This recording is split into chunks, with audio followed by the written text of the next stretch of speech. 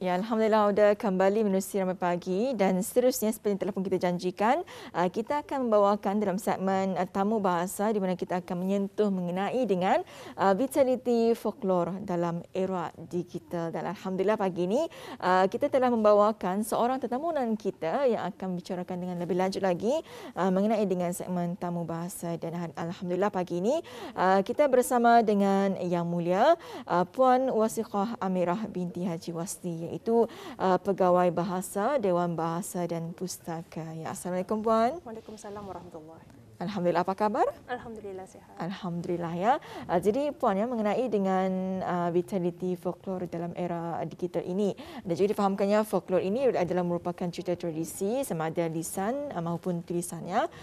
Jadi sebagai mukadimah, mungkin Puan sendiri boleh menjelaskan kepada penonton kita apa sebenarnya yang dimaksudkan dengan vitality folklore ini.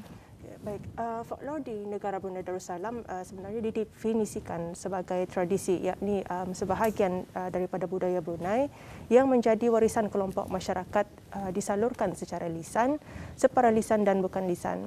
Kalau mengikut Dr. Maslina, salah seorang pakar folklore kita di negara ini, mengatakan tradisi berkenaan boleh didapati dalam pelbagai bentuk seperti petuturan, perambahan Brunei, pantang larang, permainan tradisional, nyanyian tradisional dan termasuk juga bahasa.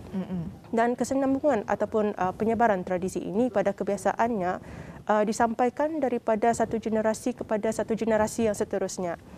Meskipun terdapat beberapa pendapat seperti Dawson, sarjana barat pada tahun 1972, ia dah mengatakannya dalam beberapa tahun lagi tidak akan ada lagi folklore dan tidak akan ada lagi keperluan bagi folkloris. Tapi hakikatnya sehingga ke hari ini folklore itu terus berkembang dan bertahan, dan kita masih banyak melihat warisan tradisi yang saya sebutkan tadi itu masih terus dipraktikkan mengikut kesesuaian masyarakat. Maka saya memilih perkataan vitality kerana folklore itu sifatnya sentiasa hidup. Ia tidak akan pupus seiring dengan perkembangan ketamadunan manusia. Iya, jadi itu yang dimaksudkan dengan vitality folklore ya, di mana ia akan sentiasa adalah dalam walaupun kita ni berada di zaman teknologi ketika ini ya. Ya. Dan untuk berikutnya pun kita ingin mengetahui apakah yang mendorong kepada kedaya tahanan folklore pada saat ini ataupun pada hari ini. Mungkin dapat dijelaskan, silakan. Baik, folklore ini sebenarnya hanya memerlukan sekumpulan manusia terdiri daripada sekurang-kurangnya 2 orang ataupun lebih yang memiliki ikatan tradisi yang sama. Sekurang-kurangnya satu faktor persamaan, tidak kira faktor penghubungnya itu dari segi pekerjaan, bahasa, agama dan sebagainya. Dan dalam arti kata lain, folklore itu boleh terhasil apabila terjadi penyebaran cerita di dalam sesebuah kumpulan. Dalam kewujudan era teknologi digital ini sebenarnya memberikan impak yang sangat besar kepada sosial dunia. Teknologi ini menuntut masyarakat dan tradisinya untuk berevolusi mengikut kesesuaian semasa, dan pada masa yang sama ia memudahkan komunikasi masyarakat. Dan kalau mengikut Dr. Syaful Bahria, pakar folklore di Malaysia, dia mengatakan tradisi yang tidak popular akan pupus akibat kehilangan fungsi, tetapi pada masa yang sama akan wujud satu tradisi baru yang berteknologi, canggih dan moden, sesuai dengan kata orang peredaran zaman. Dan tradisi inilah yang disebut sebagai folklore bandaran. Justru peranan kecanggihan teknologi digital termasuk internet dilihat sebagai salah satu sumber kepada perkembangan dan vitality folklore pada hari ini. Ya, dan kalau kita melihat sendiri ya, kalau dahulu ya mengenai dengan folklore ini, cara penyebarannya adalah dari segi percakapan dan juga dari boleh dicatat ya menerusi buku-buku. Dan sekarang ya menerusi teknologi. Jadi kita percaya kecanggihan teknologi memainkan peranannya dalam mengembangkan folklore ini. Jadi apakah situasi atau mekanisme terawal yang mengesan kewujudan folklore bandaran ini? Seiring dengan kemajuan dan kematangan intelektual manusia, perkembangan folklore beralih daripada bentuk lisan kepada bentuk aksara yang kemudiannya dikembangkan lagi menggunakan teknologi mesin cetak, sama ada berupa buku, majalah, surat khabar dan ada juga melalui salinan fotokopi. Salinan fotokopi ini sebenarnya ada disebut juga sebagai Xerox law ataupun fotokopi law. Ia disebarkan, bahan-bahan itu disalin menggunakan fotokopi dan kemudian akan diedarkan kepada orang ramai. Bahan-bahan ini antaranya ada berunsur teks, ada bentuk teks dan juga visual, itu dalam bentuk gambar ataupun lukisan. Dan kebanyakannya adalah dalam bentuk kartun kerana kartun ini ia mempunyai unsur humor yang tersendiri, di samping ia mengandungi sindiran dan juga protes. Biasanya juga Xerox law ini berlaku dalam situasi lingkungan pekerjaan ataupun pejabat yang memiliki mesin fotokopi. Selain kartun juga, ada juga kalau kita pernah menerima dulu surat berantai. Surat berantai yang diedarkan melalui kertas-kertas ataupun juga merupakan salah satu bahan Xerox law yang popular. Cuma ia ada elemen di dalamnya itu berupa kepercayaan ataupun ancaman kepada kita ni. Katanya siapa yang indah menyebarkannya akan ditimpa keburukan. Jadi di sana memang dari segi agama memang ia sesuatu yang bertentangan dengan agama kita ni. Tetapi melihat kepada kajian folklore, teknik ancaman yang digunakan itulah menjadi salah satu faktor kepada perkembangan folklore pada hari ini. Baik.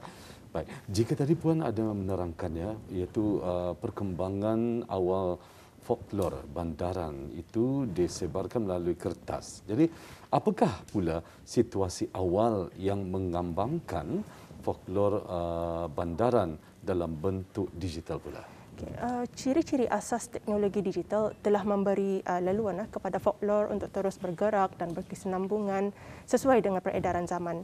Dalam era digital ini, perkembangan folklore dapat dilihat melalui beberapa medium, antaranya daripada penggunaan email, mesej pesanan ringkas SMS, media sosial seperti Facebook Messenger dan terkini ialah aplikasi WhatsApp. Dan kemudahan ini digunakan untuk mentransmisi tradisi lisan dalam pelbagai bentuk seperti cerita jenaka, bahasa rakyat yang kita panggil ungkapan, teka-teki, pantun dan peribahasa. Walau bagaimanapun, cerita jenaka masih juga antara bentuk folklore yang paling popular sebab ia ada humor yang tersendiri. Di samping bahannya itu pendek dan mudah untuk menaip, dimasukkan ke platform digital. Dan mutakhir ini folklore itu bukan sahaja dalam bentuk teks tetapi juga ada dalam bentuk gambar, audio, video seperti yang biasa kita terima yang kena tularkan masa ini kan.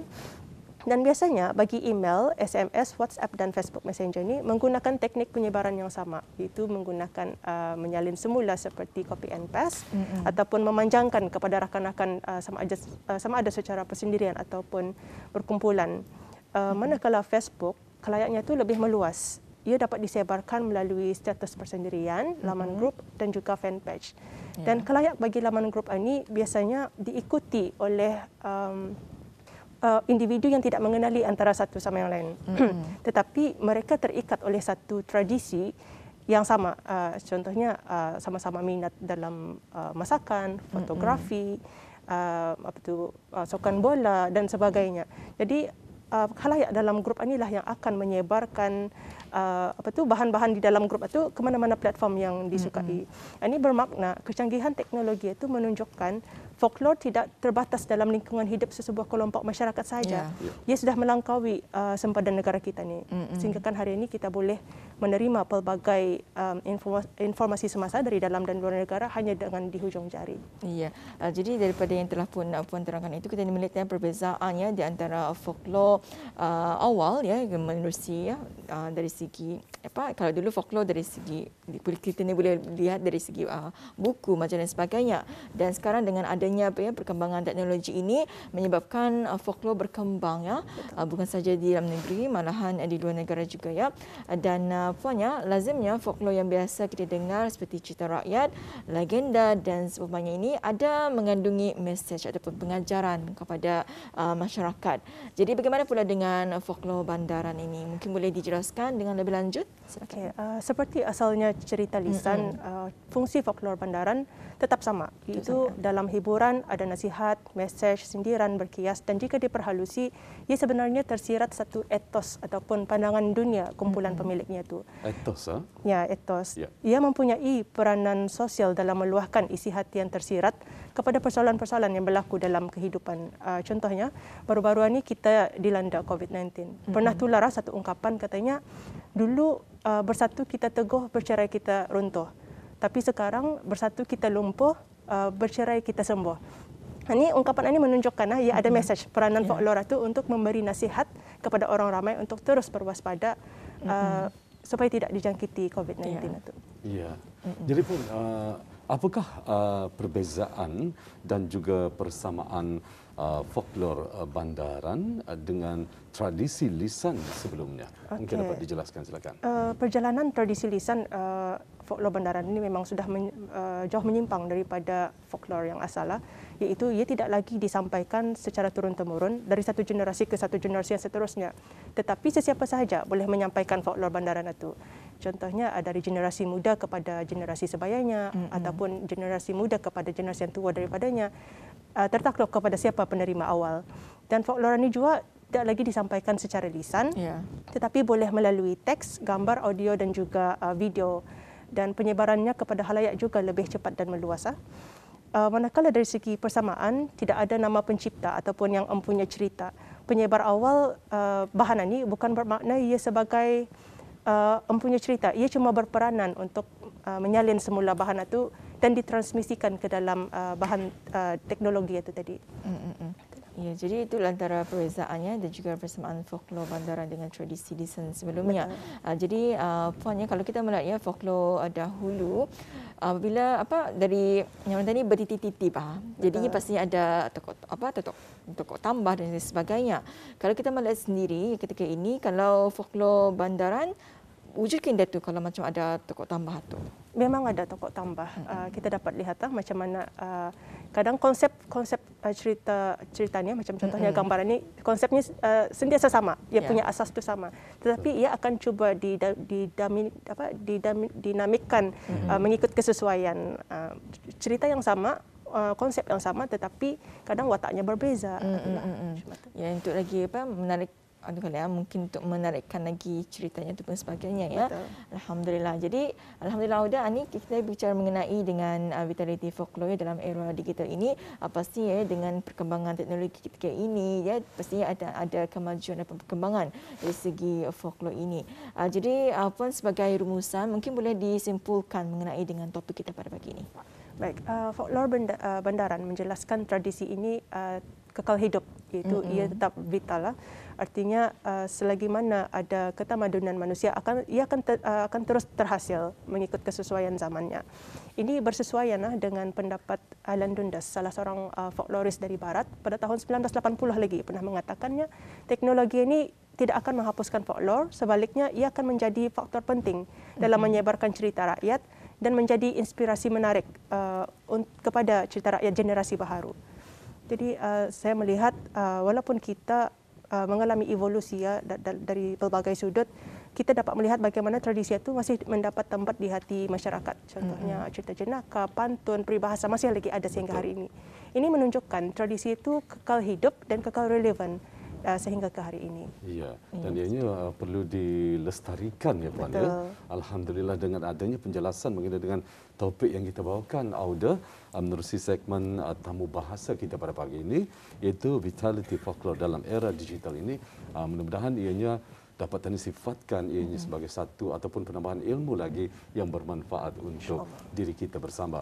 Baik, Rampai Pagi mengucapkan jutaan terima kasih ya kepada Yang Mulia Puan Watihah Amirah binti Haji Wasli, merupakan pegawai bahasa dan pustaka. Terima kasih sekali lagi Puan. Assalamualaikum. Waalaikumsalam warahmatullahi